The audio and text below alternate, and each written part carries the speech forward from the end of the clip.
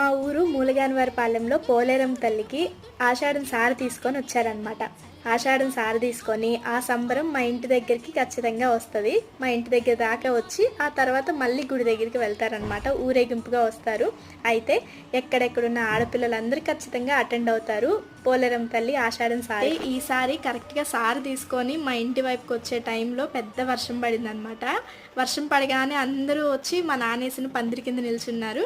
ఇంకా ఆ తర్వాత కొంతమంది ఏమో మీరు చూస్తున్నారు కదా వీడియోలో, చక్కగా డ్యాన్స్లు వేసుకుంటూ సంబరం ఎంజాయ్ చేసుకుంటూ వెళ్తున్నారు అనమాట.